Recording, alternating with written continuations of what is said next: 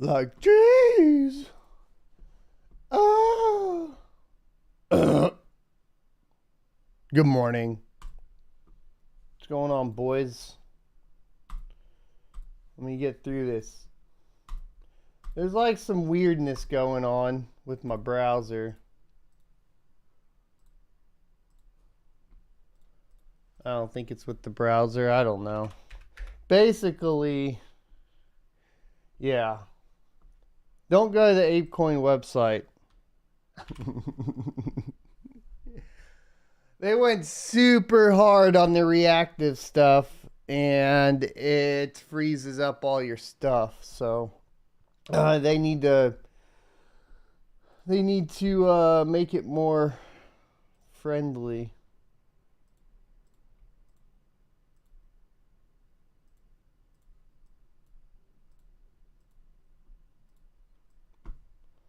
Is essentially what they need to do.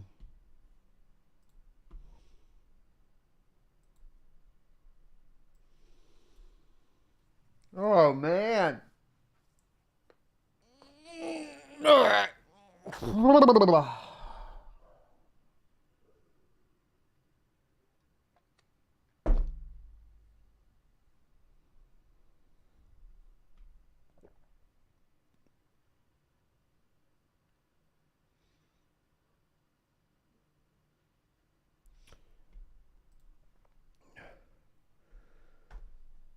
Good morning and welcome everybody to the Crypto Mining Show, your one-stop shop for all cryptocurrency news from the perspective of a cryptocurrency miner. And I will be your host, Blind Run.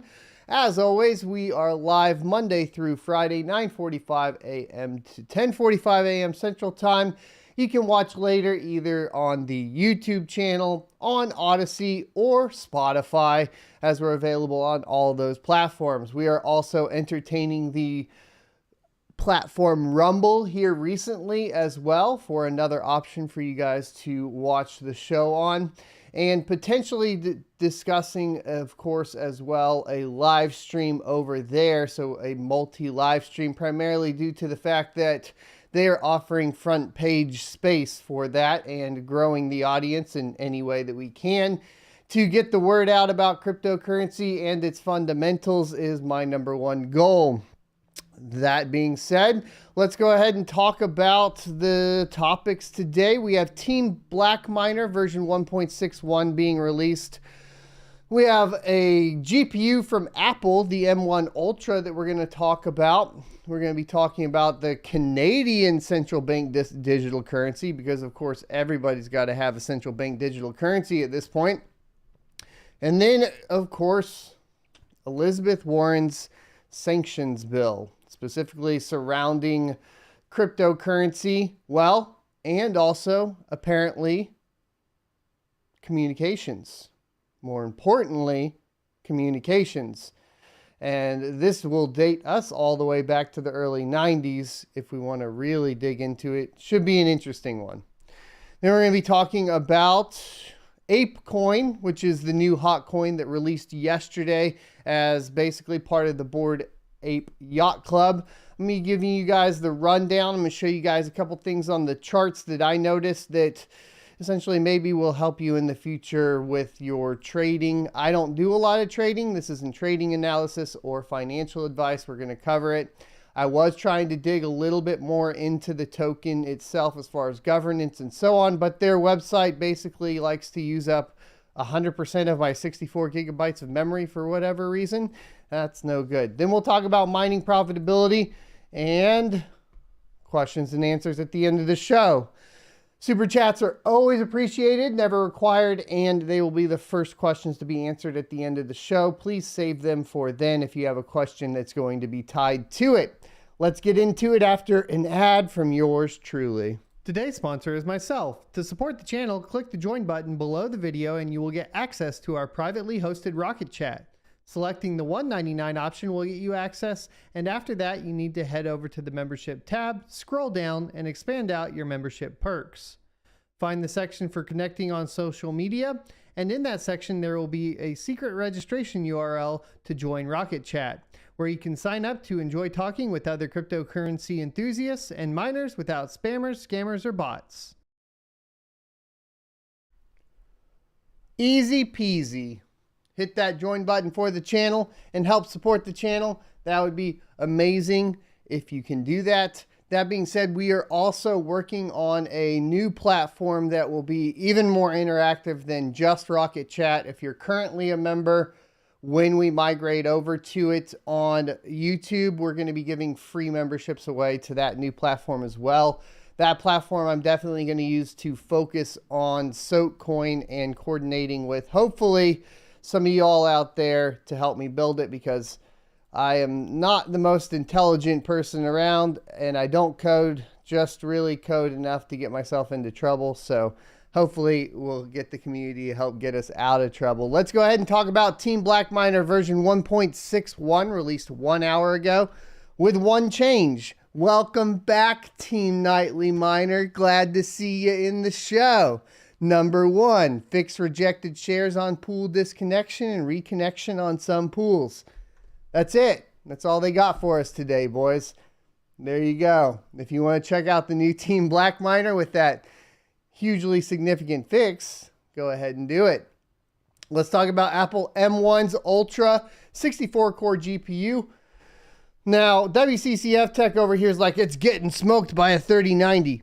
As if anybody thought that it was going to beat a 3090. Come on. Come on. All right. A few days ago, Apple unveiled its M1 Ultra SoC and claimed that its 64-core GPU was faster than NVIDIA's flagship GeForce RTX 3090 graphics card. Now, with the first reviews out, it looks like that claim has been debunked, as NVIDIA's offering simply destroys the M1 Ultra's GPU in both gaming and compute benchmarks. According to Apple, the Apple M1 Ultra GPU comes with a 64-core unit that offers 8,192 execution units for up to 21 teraflops of single precision horsepower, 660 gigatexels a second, and 330 gigapixels a second. The media engine on the Apple M1 Ultra is composed of the latest hardware accelerated H.264, HEVC, ProRes, and ProRes with 2 video decode engines, 4 videos encode engines, and 4 ProRes encode and decode engines. The GPU is getting access to 128 gigabytes of unified memory, which is important to note is a little bit different than like discrete memory. Anyways, so Apple claimed that its benchmark slides that the M1 GPU would offer similar performance to the flagship RTX 3090 graphics card while sipping in 200 watts less of power. But that was just a claim, as real benchmarks published by The Verge in their Mac Studio Ultra review show a totally different picture. So also, we're trusting The Verge. It's fine. It's fine. But as you guys can see here is GPU performance versus GPU power. They say popular discrete GPU to be fair, so it is what it is. What we have is clickbait slides from Apple being reported on in a clickbait manner from WCCF Tech. That's frankly what we have here. So we're going to try to read in between the lines to really get the information out that we want to understand, the important parts, right? 200 watts less of power, highest end discrete GPU. Really what they're trying to tout here, from when I was looking at this, like, and if I look at this like objectively, I'm thinking, okay, what they're saying is we have relative performance at much lower power consumption, which is fair enough, right? Then they compare the Mac Studio M1 Ultra to the Mac Pro, which had the Radeon Pro W6900X in it.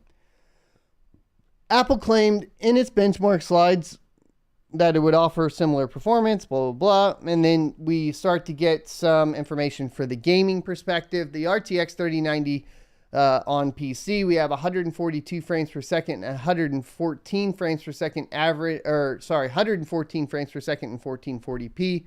And it was the 142 in 1080p. Interestingly enough, they didn't seem to actually test the 4K on the 3090 on Shadow of the Tomb Raider for whatever reason. So that's interesting.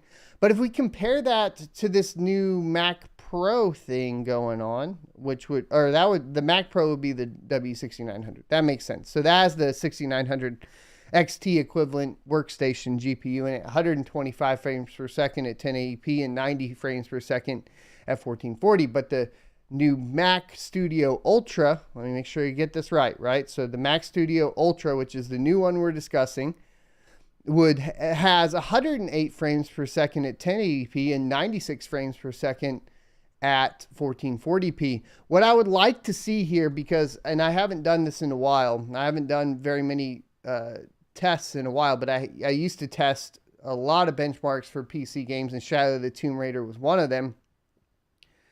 This is actually like pretty significantly cool performance, especially if you look at the 4K number, which is 60 frames per second at 4K on a Mac and a proprietary kind of SoC.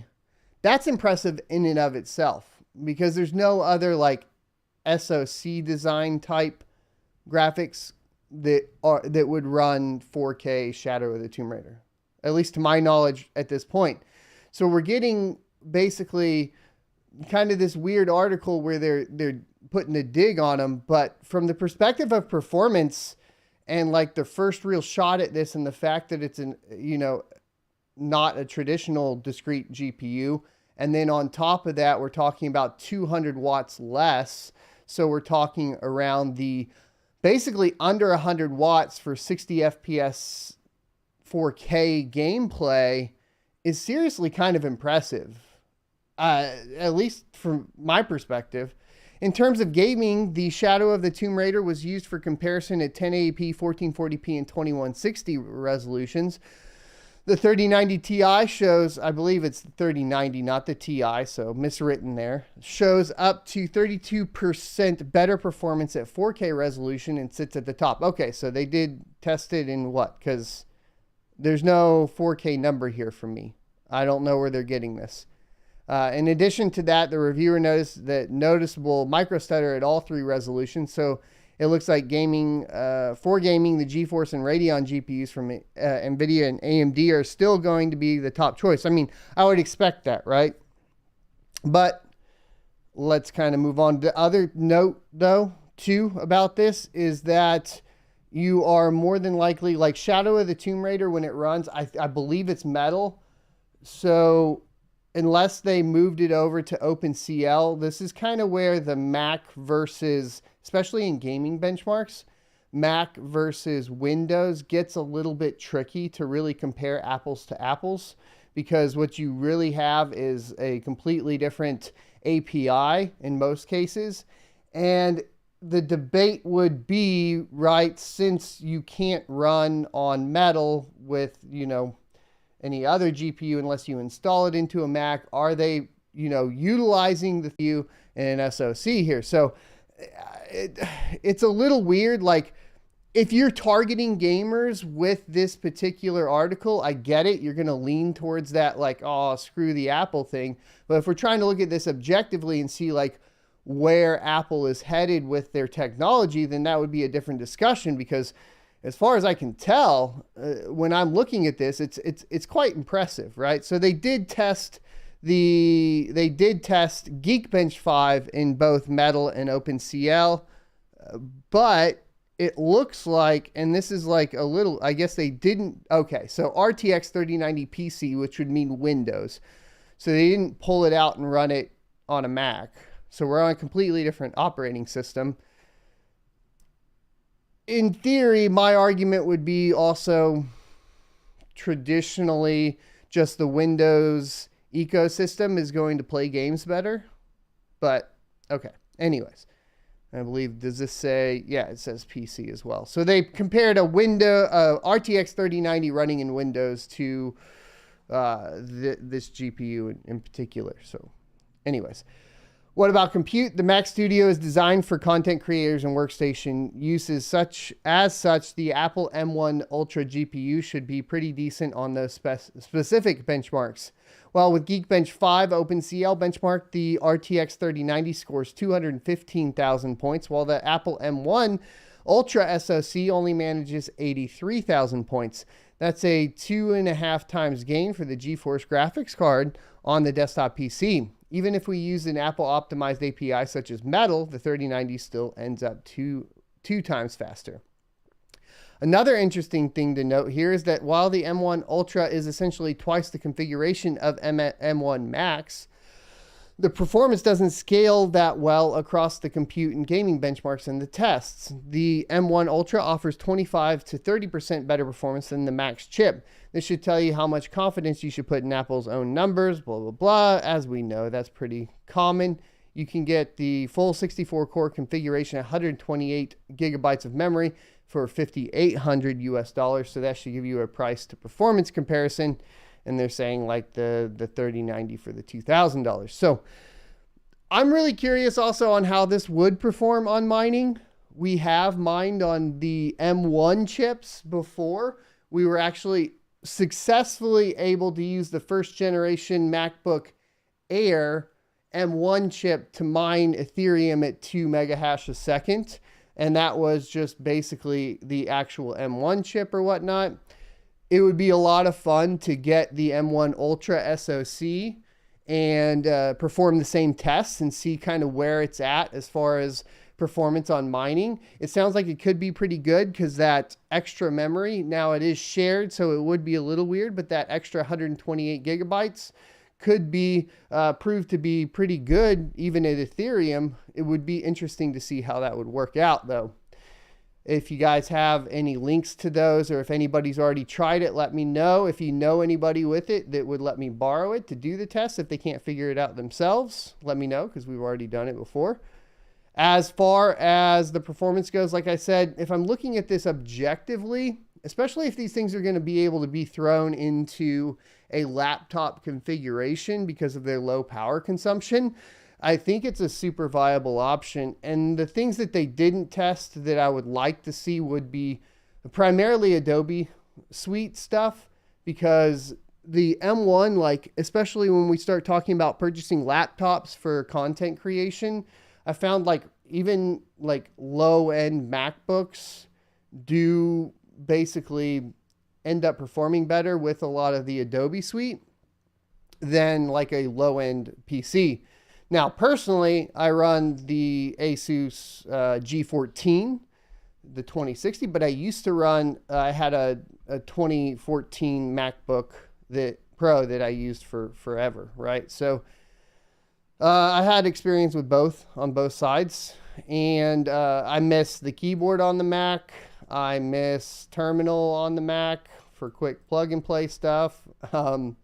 There's a few things I miss, and I miss the Adobe performance on the Mac compared to the Asus personally. So this is something I'm interested in also from a content creation perspective, especially mobile content creation. But let's talk about Canadian CBDC. Bank of Canada partners with MIT.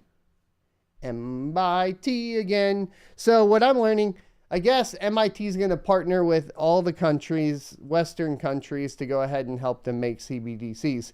That's not concerning at all. You know, that's not centralized. I'm not worried about MIT working on the US and the Canadian CBDC. If you can't get that sarcasm, that hint of sarcasm, I apologize, but let's get into it. TLDR breakdown. Bank of Canada will partner with MIT on a Canadian CBDC research.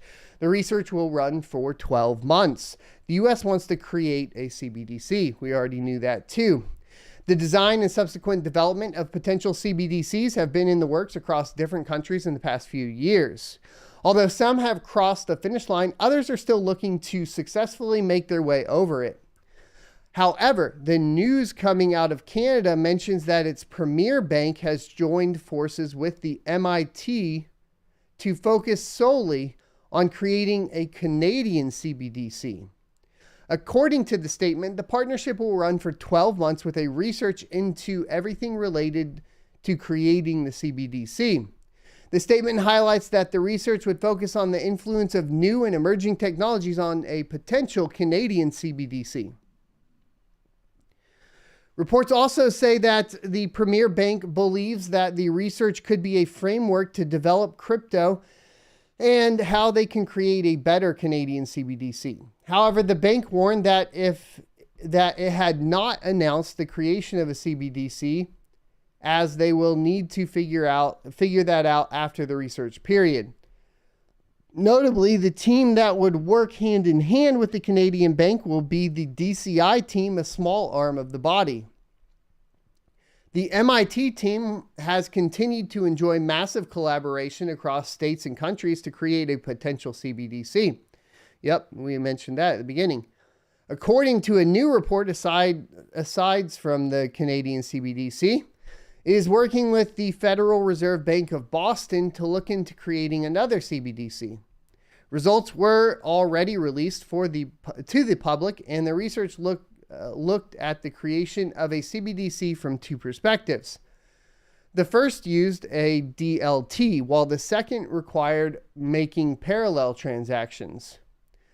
Although most people see CBDCs as a welcome development, no.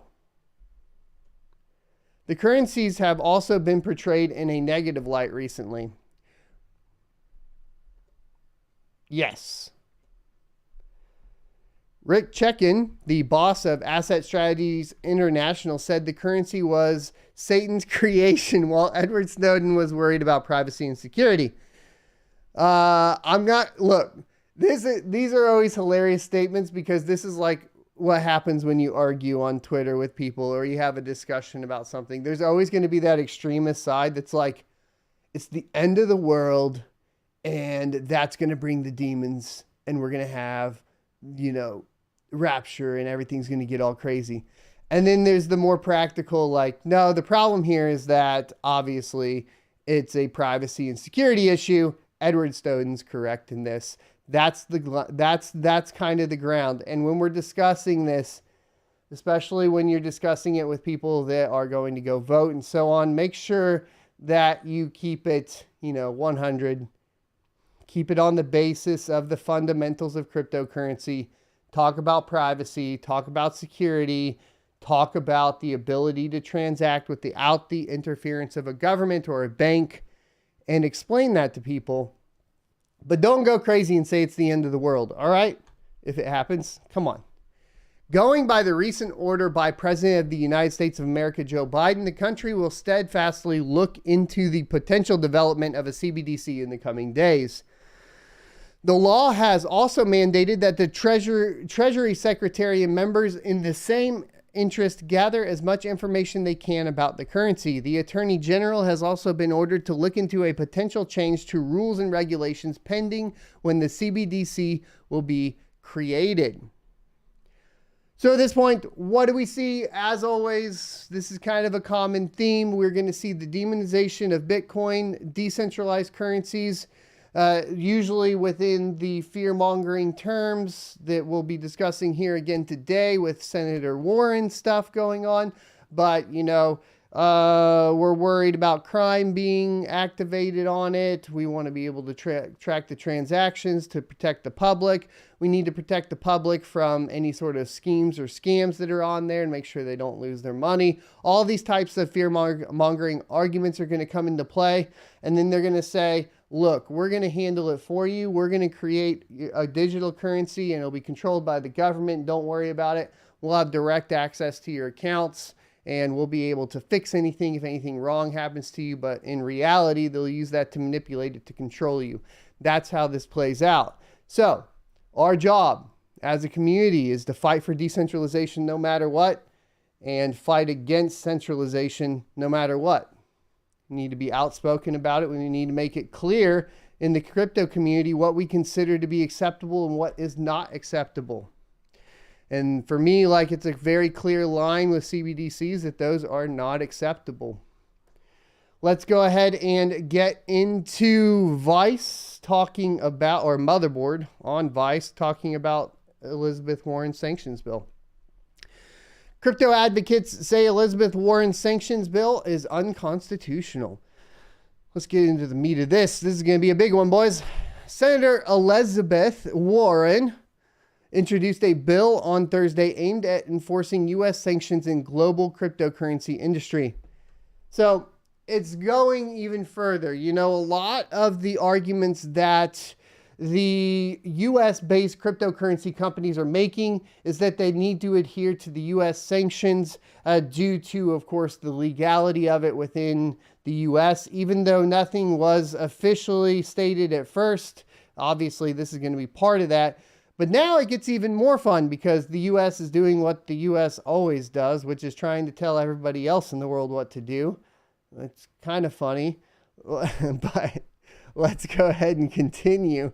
The bill, called the Digital Asset Sanctions Compliance Enhancement Act, would implement measures criticized as generally unnecessary and unconstitutional by industry advocates.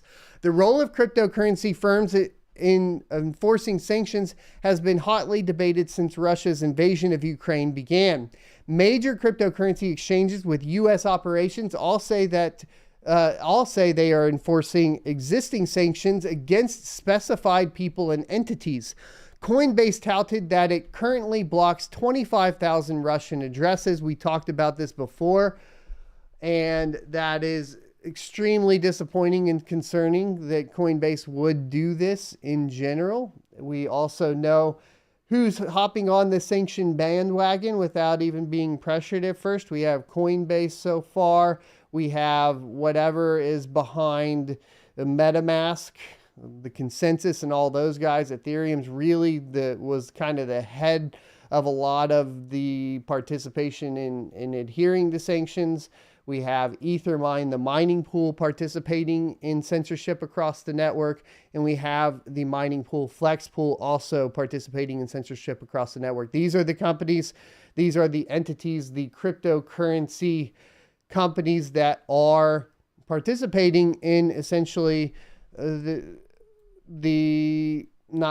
censorship of the transactions and just basically the sanctions. And you should be aware of that, and you should try to work around these services if possible, if we really want to stick to the fundamentals and try to influence people to move that direction. Of course, it's really hard to do that, especially when you have things like Coinbase that a lot of people are utilizing to liquidate their assets and so on. I get it. This is a tough cookie. Industry experts and U.S. officials have said that the risk of sanctioned oligarchs laundering billions of dollars using cryptocurrency is low due to the transparent nature of blockchains and the existence of firms well equipped to trace criminal actions. During a Thursday Senate hearing on crypto and sanction evasion, John Levin, I should have got the name, but I did watch the video, co-founder of blockchain analysis firm Chainalysis, which works with the government and law enforcement, told Warren no when asked if techniques like chain hopping and mixing made it easier to hide transactions.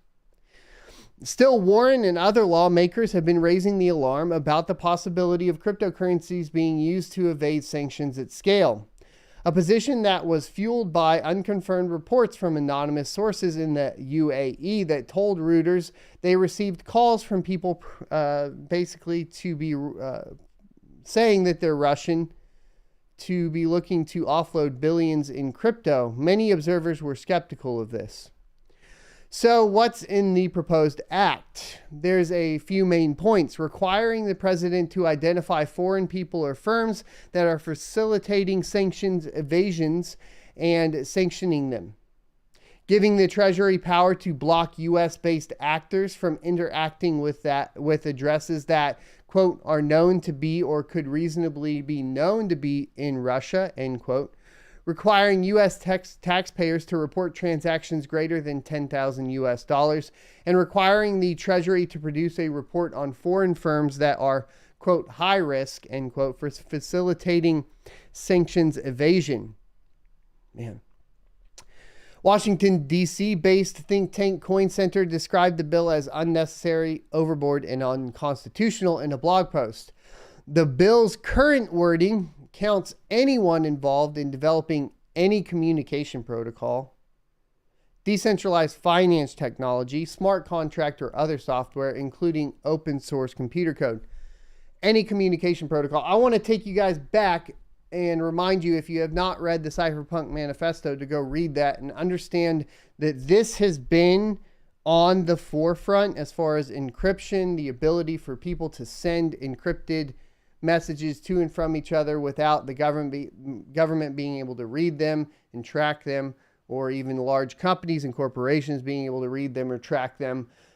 This is also going to be moving into Web3 and what kind of services you should be looking for and what they're doing as you start to participate in more ecosystems. A great example of a company that I was listening to on actually the Rogan podcast was Minds, and how he was discussing that they don't have the ability to read users' messages. They're end-to-end encrypted. It's also the reason I use Rocket Chat on a private server that also has encryption. It is going to be important that at the very base of your interactions online that you don't, and I understand it's the same problem, but that you try to utilize these types of services and push in the proper direction. Because otherwise, we're just going to end up with basically a completely controlled society by some governing body that seems completely detached from reality, in my opinion. Because, well, they have all the power, right? And but we have the numbers. So how do you fix that, right? If a group of people has the power, but you have the numbers, what do you do? Well, the numbers have to start utilizing the things that they think are beneficial to them. That's how that works, right? So don't use the CBDC, use Bitcoin, this type of thing, right? But decentralized finance technology, smart contract, or other software, including open source computer code, as being a digital currency transaction facilitator. Open source software covers a lot of ground and could conceivably include anyone who's contributed to Bitcoin's code, for example. Coin Center argues that this risks putting a target on the backs of innocent people, writing that it is blatantly unconstitutional under the First Amendment to forbid the publication of open source computer code. Yeah. So there's the unconstitutional part. I know I was getting questions about that. Hopefully that clears that up. And I agree.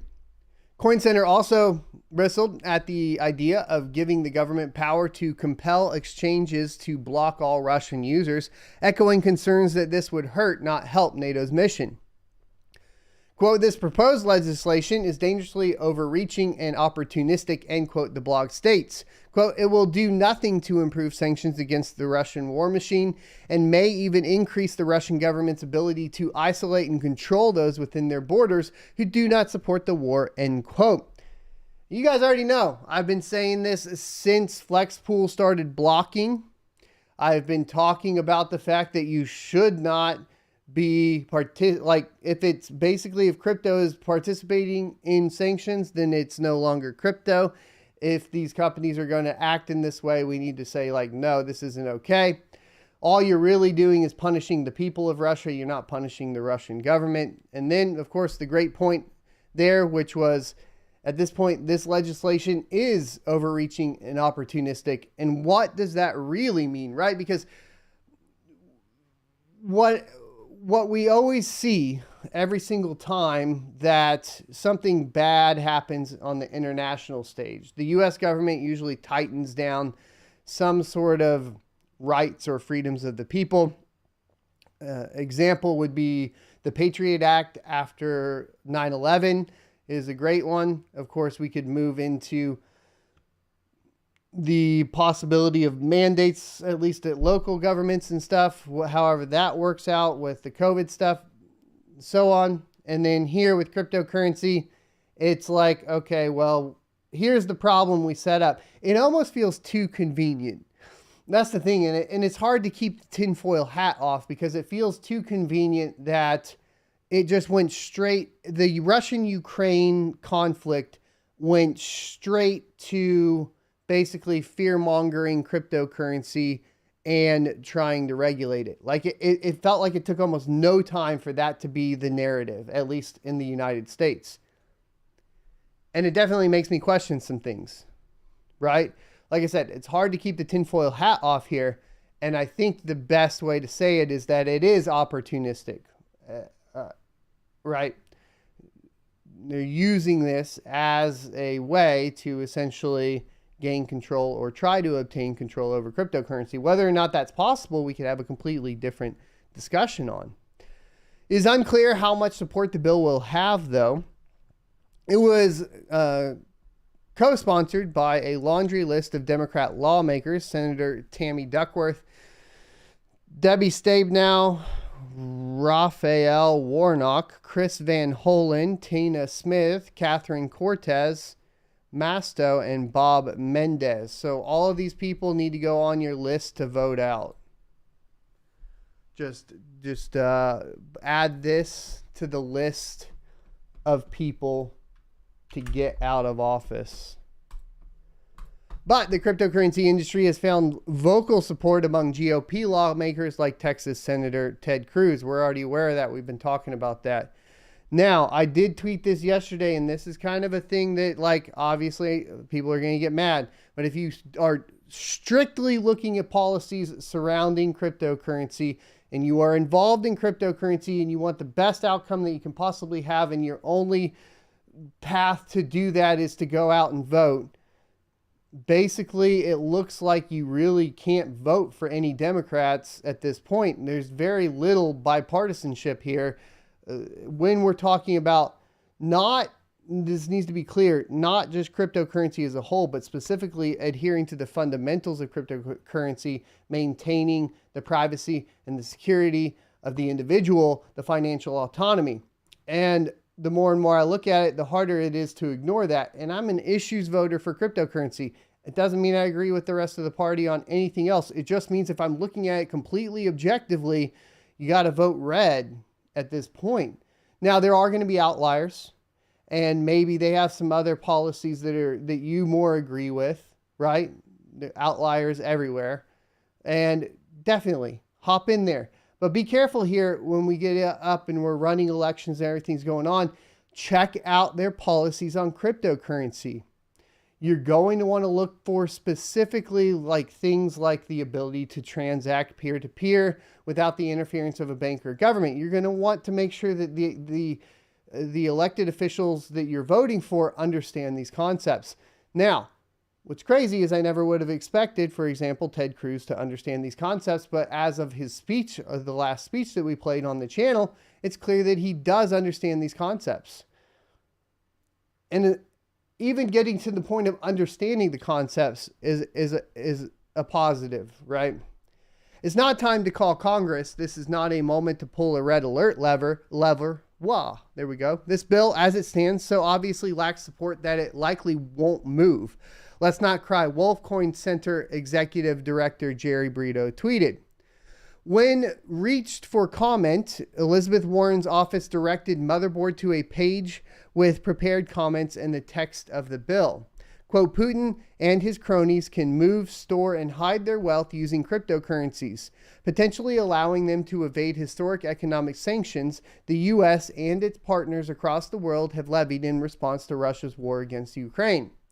I'm glad to introduce the Digital Asset Sanctions Compliance Enhancement Act with my colleagues to strengthen our sanctions program and close off any avenues for Russian invasion, Warren said in a statement. I told you guys this was going to happen, so it's a little frustrating because, like, I don't know that I really have that much to say other than, like, a sort of, like, weak told you so. We just were saying they were going to use the Russian-Ukraine conflict to steal your Bitcoin. Now, obviously, saying steal your Bitcoin, that's a little dramatized, but it is very clear that they are going to use this conflict to essentially figure out a way to try to control the public's access to cryptocurrency.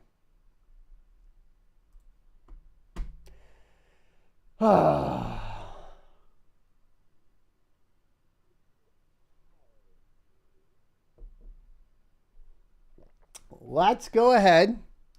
Talk about APE Coin. So I had to learn about this yesterday as everybody's aping into it. Aping into APE Coin, which is not really a coin. From my understanding, it is a token. and I believe it works on Binance and Ethereum right now as a token. Let's get into it. I have an overview of it. And what is ApeCoin? The cryptocurrency behind Bored Ape Yacht Club NFTs. The Bored Ape Yacht Club and associated NFT collections have turned into one of the most widely discussed topics of 2021. And the buzz doesn't seem to fade in 2022. Something that the team had hinted at a few months back was the creation of a native cryptocurrency, ApeCoin, that would power the entire ecosystem. Now this has become a reality. In this article, we're taking a closer look at the long-awaited ApeCoin by Yuga Labs, the creators of Bored Ape Yacht Club, and everything you should know about it. What is ApeCoin? Put simply, ApeCoin is the native cryptocurrency of the BAYC ecosystem. That stands for the Bored Ape Yacht Club for the uninitiated. It's designed to be the decentralized protocol layer for various initiatives that are supposed to be led by the community.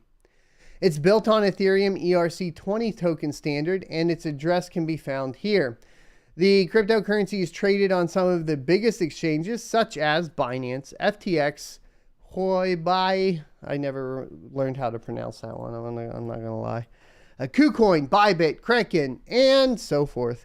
Ape tokenomics, the total supply of Ape is fixed at 1 billion tokens. There are no capabilities to mint further tokens through its contract interface, and this supply should never increase. Positive note there, provided they don't backpedal on it. Moreover, there is also no burning capability, so the supply won't decrease either. Hey, look at that. Who would have thought that a coin built for, or a token built for utility for NFTs would be more sound than all these other crazy tokens like SafeMoon, etc. Huh.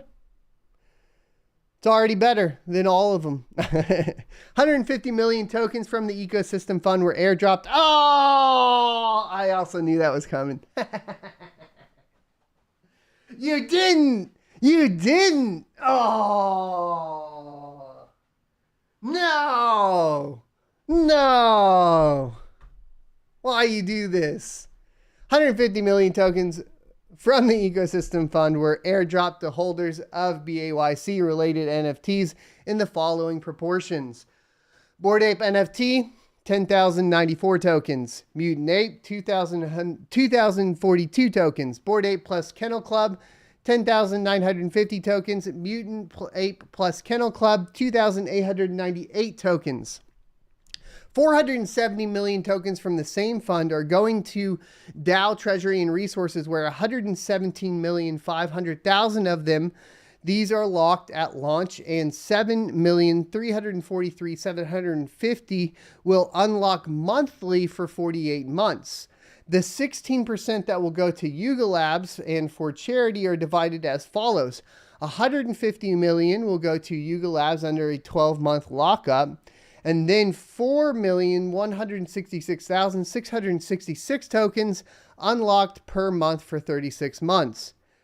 Yay for tokenomics, by the way, guys, because it just goes to show that proof of work and no emissions launch is the way to go. And we'll show you guys that too here in a second.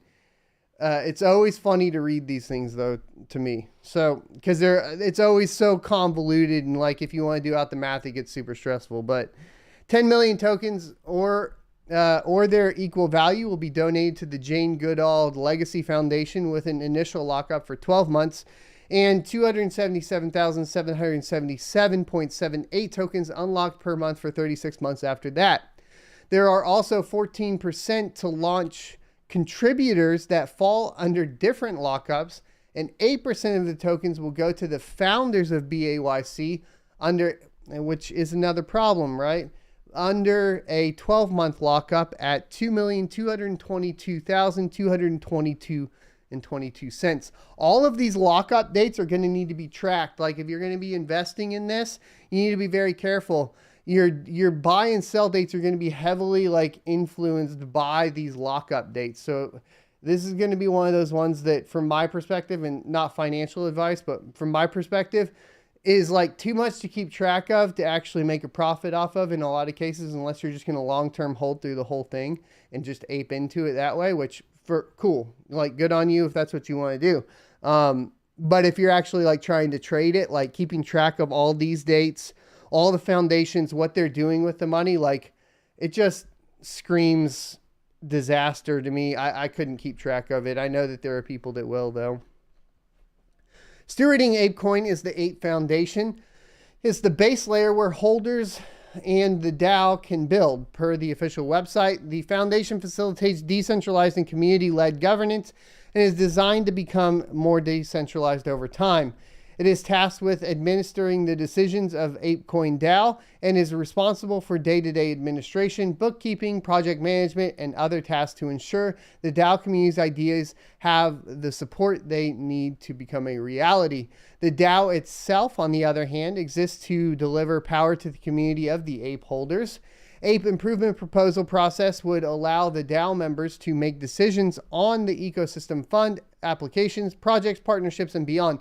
The problem is I want you, so this is good, right? You have basically a governance model. Well, in theory, like at face value, right? You have a governance model that essentially is run by the people that own the tokens, right? They're part of the DAO, that sort of thing. The only problem there is that they donate a bunch of it here right off the bat, right? And so you have all these locked up, and it's significantly higher. Like all these together is significantly higher than what's actually in the hands of people. So it doesn't end up like really giving the governance to the token holders. It's just kind of, But the DAO's board will act as a council of the APE Foundation, and its members are tasked with oversight of the foundation's administrators. The board has a purpose of administering DAO proposals and serve the overall vision of the community. These are the initial DAO members. They have them listed here. I guess doxing their NFT holdings.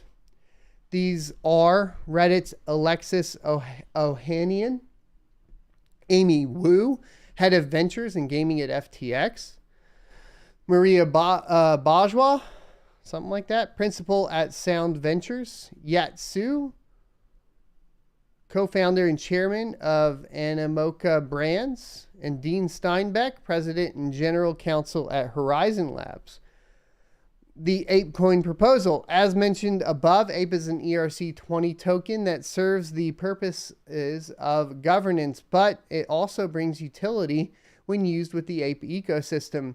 The open source protocol layer of the entire ecosystem has a few purposes to serve. Incentivization. APE is to serve as a tool for developers to take part in the ecosystem by incorporating it in their products, games, services, and so forth.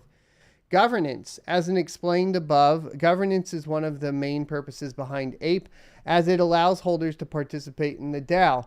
Yeah, the problem is that you gave a majority of it to all these people in organizations that are like, okay, cool. This is what happened. This is how the Ethereum Foundation happens, right? And that hasn't turned out great. So I just want to point that out. But it is also very common in crypto at this point. So the cryptocurrency provides access to some parts of the ecosystem which are otherwise unavailable. These would include merch, events, games, and so forth, exclusive to holders. Being the utility token of the ecosystem, APE also gives its participants a currency that can be used without any centralized intermediaries. Well, that's nice. We're good there. There's some good things here, some kind of like things that I would be questioning essentially, right? It's much better. I'll say it's much better than I expected from Bored Ape Yacht Club. That by far way better than I expected. As mentioned above, APE is already listed and trading on some major exchanges such as Binance, Coinbase, FTX, KuCoin, Bybit, Kraken, and so forth. However, at the time of writing this, the lion's share of liquidity seems to be on Binance, and it's centered in both APE USD and APE BUSD pairs. Users who don't have an account can take a look at our comprehensive guide. If you guys don't know how to do that, I guess you could go do that. Pancake swap is an option, probably cheap. I did swap some ETH for it yesterday. because we will probably do a video on it.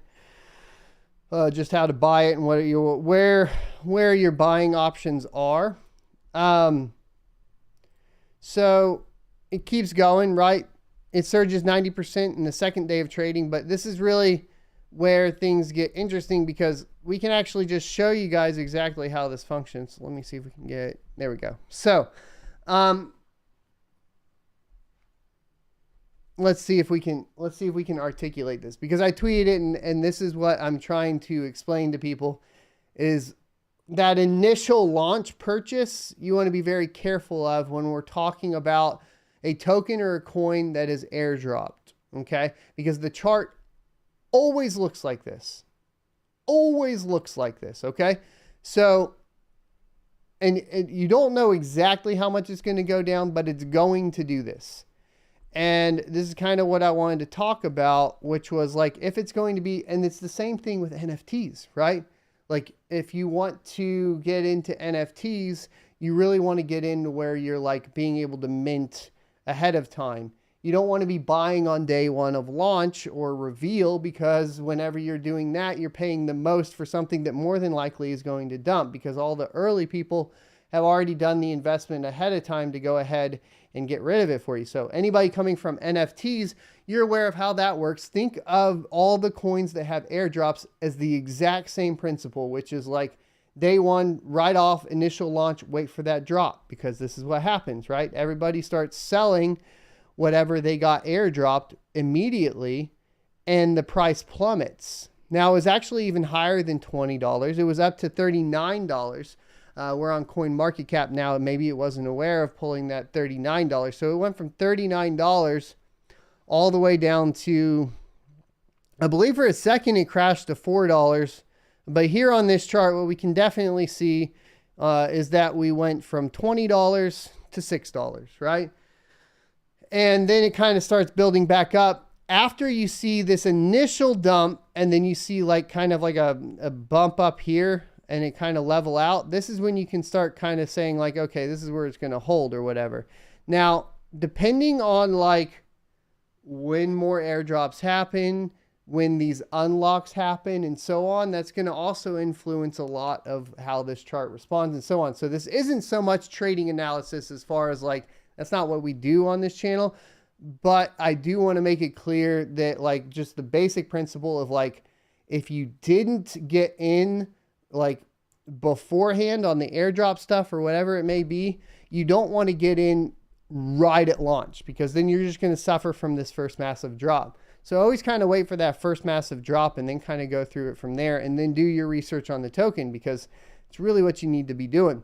Now, when I did my purchase, because I was playing with it, we've done it on almost every platform. So Binance, Ethereum, Coinbase worked. I was kind of playing with them all. I haven't tried FTX, but I was buying right around the $8 here or whatnot, which is fine because I guess it's up today.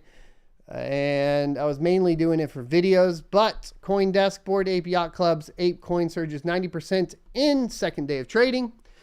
The Bored Ape Yacht Club linked Ape Coin, Ape, is up 90% in its second day of trading, rebounding to over $15 after lows of $6.48 on Thursday.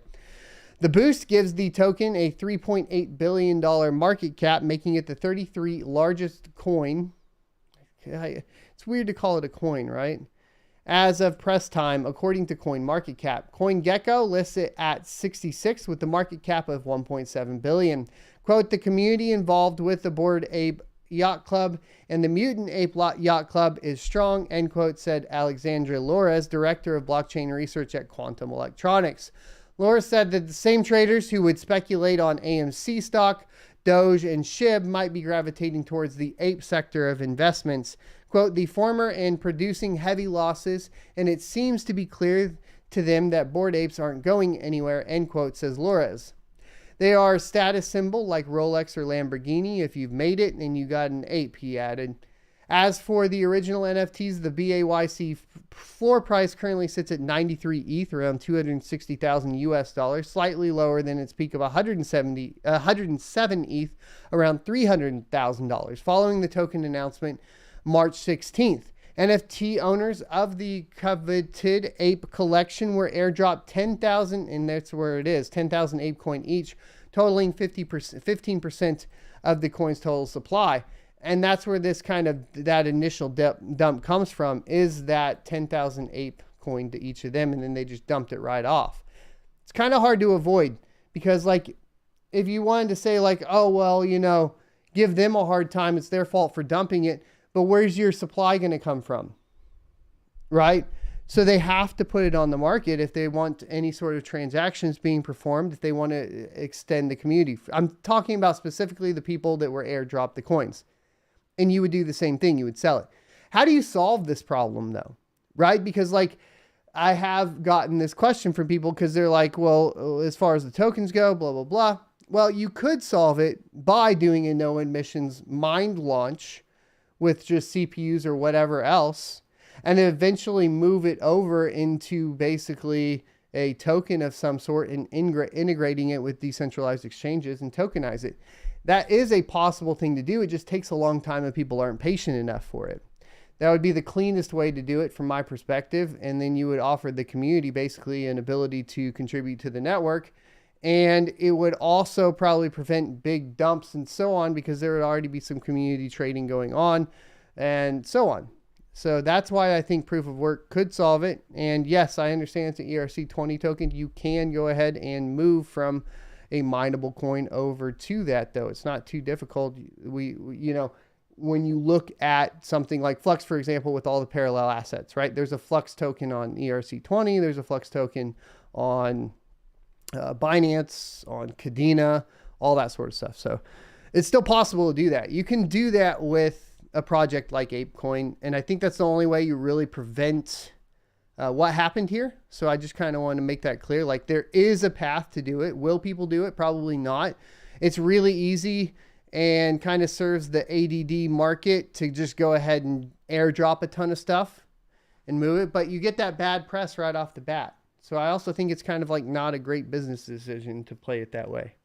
People were really upset about ApeCoin yesterday. And to be honest, if we're comparing it to any other project that did something similar, the chart looks the same. In fact, this chart looks pretty good, actually. Like, once you get a day out of it and you start looking at it, you're like, okay, so it did, you know, it had its initial dump from the airdrops, and now it's looking pretty steady and just kind of steadily climbing up, right? So it's looking pretty good. If I was going to like be like, okay, what's the meme coin? What's the token? Which one of these would you buy, right? As far as like for an investment standpoint, from my perspective, if I'm looking at it, not financial advice, what I would purchase is definitely like, I think ApeCoin makes a lot more sense than SHIB. I think it makes a lot more sense than Dogelon Mars or any of those. The only one where I would say maybe that I would be, as a miner, lean towards more heavily would be Dogecoin, because the way I'm going to invest into Dogecoin itself is by purchasing Litecoin miners or script miners, ASICs, like the L3 Plus or the L7. I still think that's a better investment path for me, just a little bit more stable. But of course, like, a ton of people became millionaires off of Bored Ape Yacht Club last year, and I'm not a millionaire by any stretch of the imagination.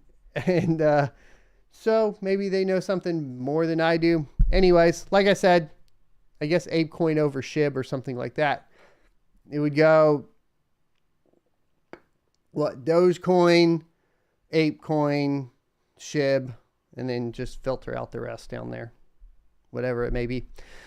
So that's ApeCoin. That's the perspective from a miner. I figured that we would talk about it and kind of give you guys an idea. Also, just kind of hopefully help everybody understand what they need to do as far as that is concerned. Looks like a majority of it is on Binance. If we take a look down here, the volume is 25% of the volume is on Binance, and it's paired with USDT. It's actually more like 30% because you got to include the BUSD. If you include, and include the Ape pairing with Bitcoin, all on Binance. The most decentralized way to purchase it is going to be utilizing a decentralized exchange like either Uniswap or Pancake Swap. The least amount of fees is going to be Pancake Swap. But your liquidity there, on Ethereum is not that great, so you won't be able to purchase a ton of it, and you'll probably drive the price up real quick, but that's it. Let's go ahead and hop into mining profitability for the day. And yesterday was terrible. Once again, 0.06 ETH with 5 gigahash on the network. Unfortunately, that only resulted in 177 US dollars. Today's looking better though. As you can see, we're only about halfway through the day and we're at 133 US dollars at 0.04. We talked about this yesterday, but what we're having with, problems with essentially on here is their amount of blocks being found with some really bad luck, like the one that was just found here that was 371%. Really not great, right? So 265%, 347%, 282%. This is the luck number. So really, like in a perfect world, you're hitting 100% every time, and everything in between has to make up for it. Now, obviously, there are quite a few good blocks today that were found back to back, all under 100%, which is really what you want to see. And that's why our mining looks better today than it did yesterday. So just a tip there. Miner pool, mining Flux with basically 6 cards right now at around 400 solutions a second. And the amount of coins is around 7 coins every 24 hours, which is around $10 a day. US, I'm primarily just mining Flux and going to keep mining Flux until I have enough to do a node, which will take me at this rate 100 days, right? Is that right? Calculator. 1,000 divided by 10. 100 days. So it's not that bad. Hopefully at some point in 100 days, I'll be able to build a node and do a tutorial for you guys. So there you go. I think I already have 100, so it's a little bit shorter than that, but there you go. I am also utilizing the run on Flux, to be fair. So I'm spending about 1 Flux a month over there, 1 to 3 Flux a month playing with different things. So that's taking a little bit out of the profits.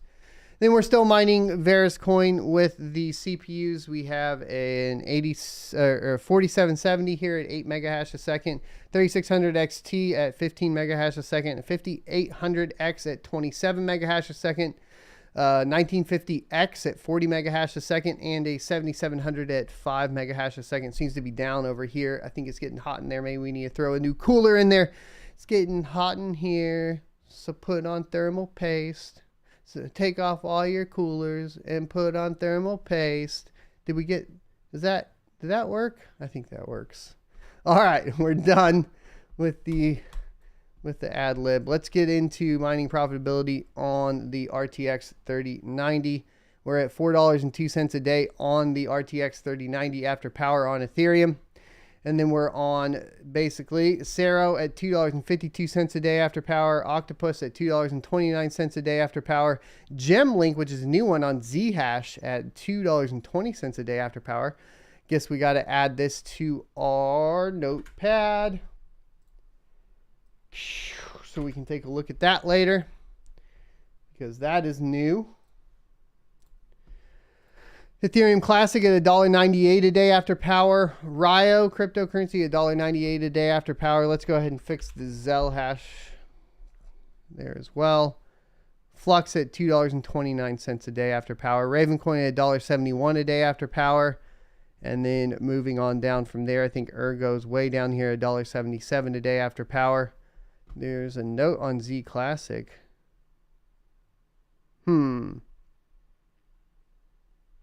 All right.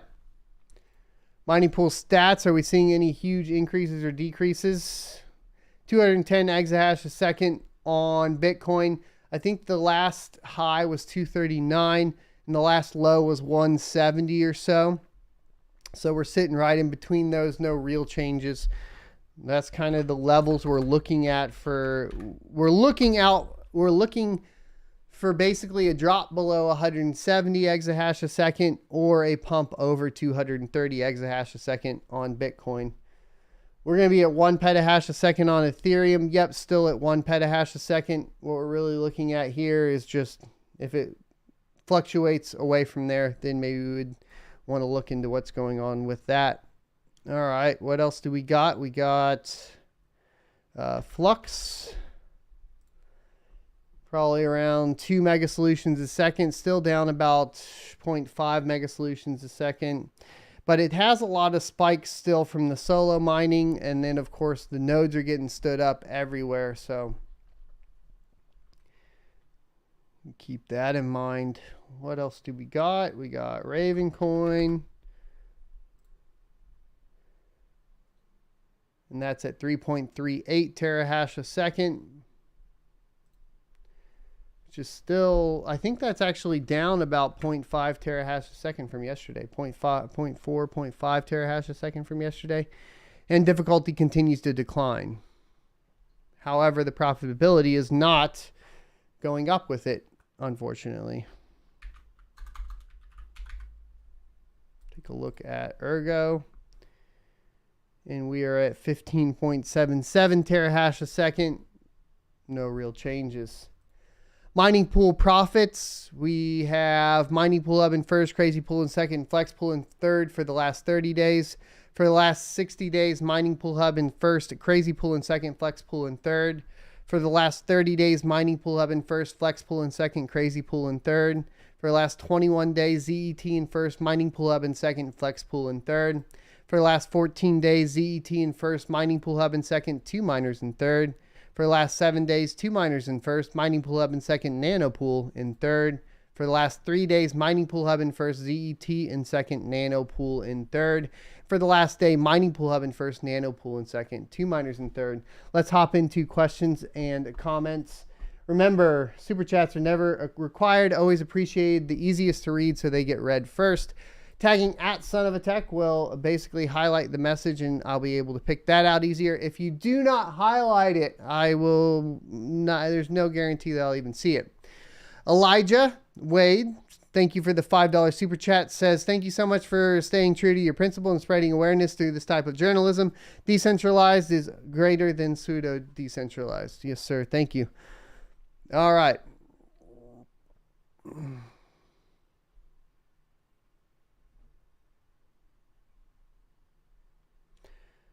Let's get into it. Killyfish says, that sound attack. 2 miners hit a 201 ETH block today. Damn.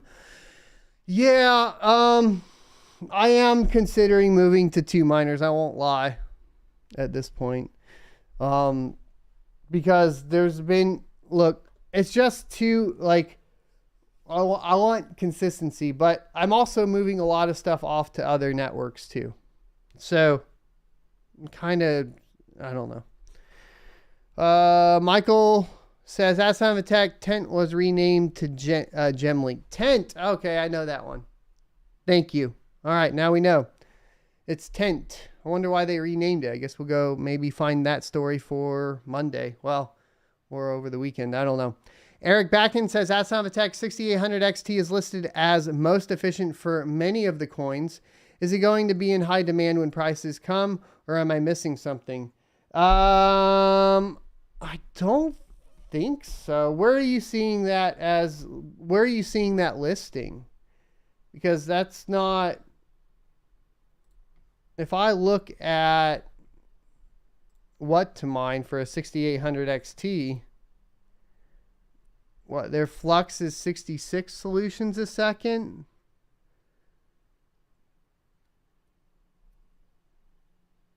I mean, I guess their Rio's good.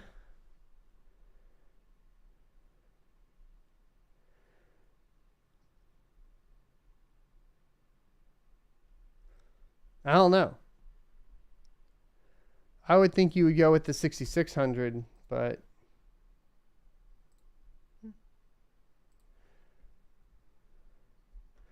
all right, we have a couple more super chats coming in. Ben's 310, thank you for the $4.99 super chat, says, could you calculate ROI for KD Box Pro?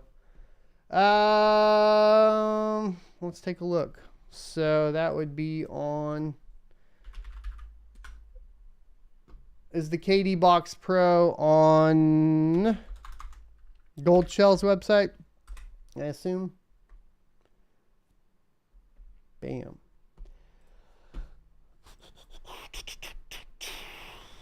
KD6.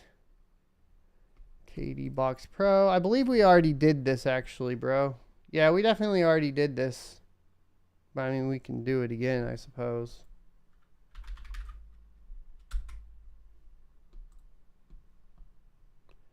Wonder if they have it here already.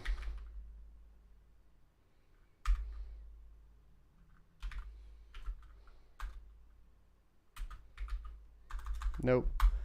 Okay.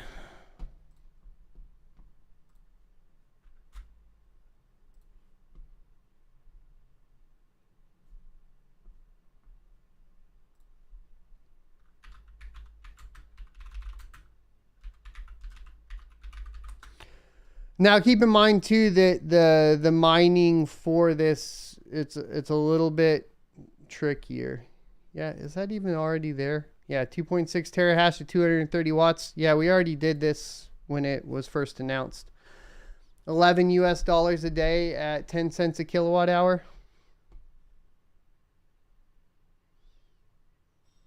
Pretty much. All right. EOD Vet says, Ask Son of a Tech, EVGA 3090 for the win 3 in stock on the EVGA website. Nice. Thanks for the $2. And there you go, guys. If you guys are looking for a 3090, I don't know what the price is. Tomex says, Ask Son of a Tech, my latency to hero miners, not a lot of blocks. For ETH is under 20 milliseconds, but they don't have the MEV payout and no payout fees that I have to pay. Should I switch from FlexPool?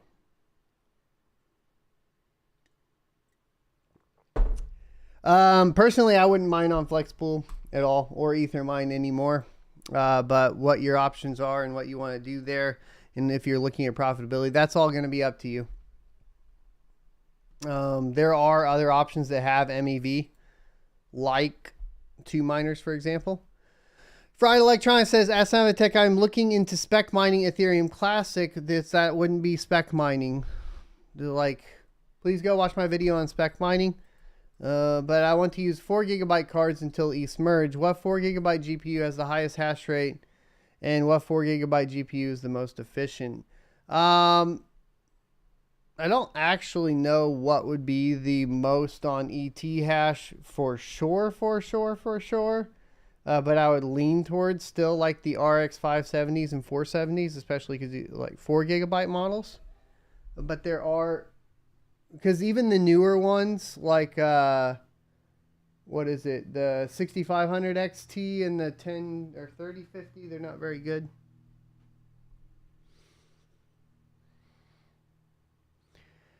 Dan San says, at Son of a Tech, can you explain why people say after ETH 2.0 other coins are not going to be able to handle the load? For example, if the majority move to Flux, then it's going to crash or not be profitable. Yeah, so that all has to do with basically there's going to be, and these are calculations that are hard to come up with all the way, but you'll have a rise in difficulty. And because of the rise of difficulty, the payouts are going to be less per whatever the hash rate is on that particular coin. Like if it's Flux or whatever, the difficulty skyrockets and then you are not making as much. That would technically potentially drive up the cost or the value of Flux, but it's going to be a balancing act, right? Like as the difficulty rises, the price has to rise to compensate for that. But already, as you can see, like those coins are not making as much as ETH as it is.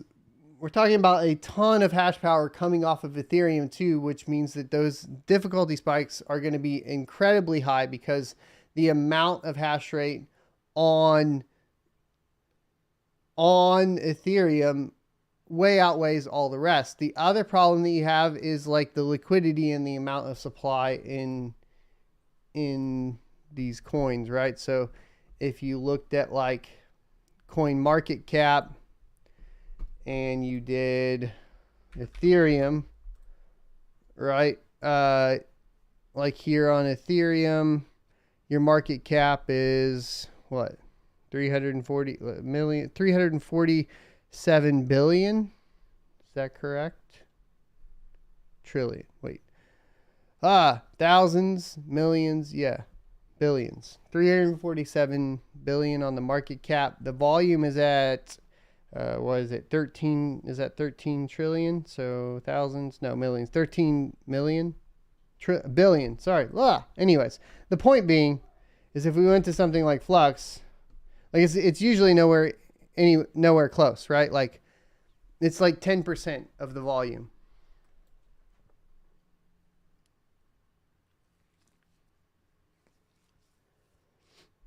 And if you looked at like something like the hash rate, right? Ethereum's at a petahash, and Ethereum Classic, which is really the easiest ones to compare, is at 24 terahash, right? It's just a huge difference.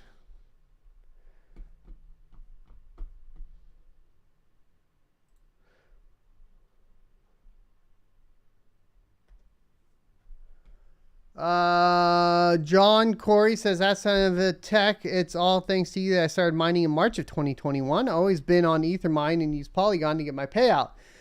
Is it the best pool for small miners? We go over the pool profitabilities every day, and it's going to fluctuate depending on how many blocks a pool finds.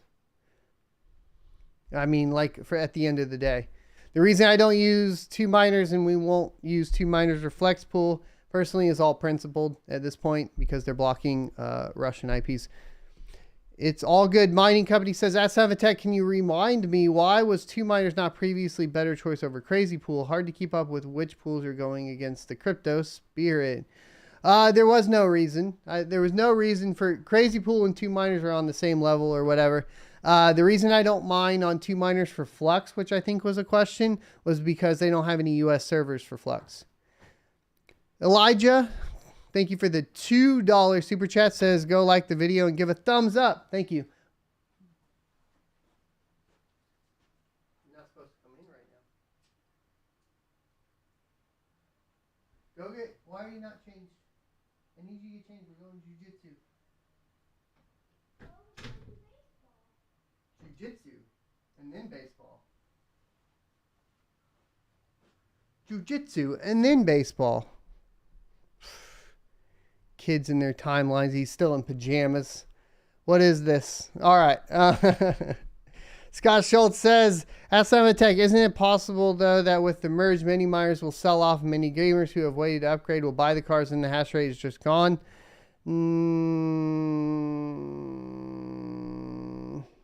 There's still so many. And I don't think gamers are going to be buying as many of those cards as a lot of people think. I mean, remember how many 580s were just like sitting there on eBay for $50 a pop in 2018?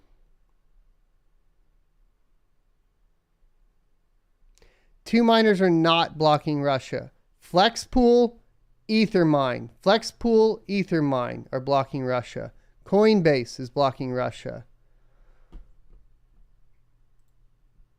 The company that's owned by the Ethereum VC behind MetaMask is blocking Russia. Yeah, I think that's all of them that I can think of at this time.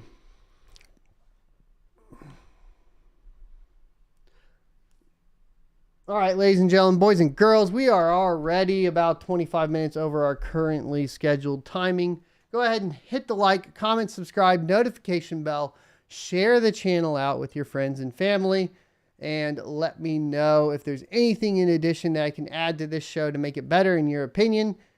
Just striving to keep continuing on and moving on, and we're in it for the long haul. Thanks for watching. I'll see you next Tuesday.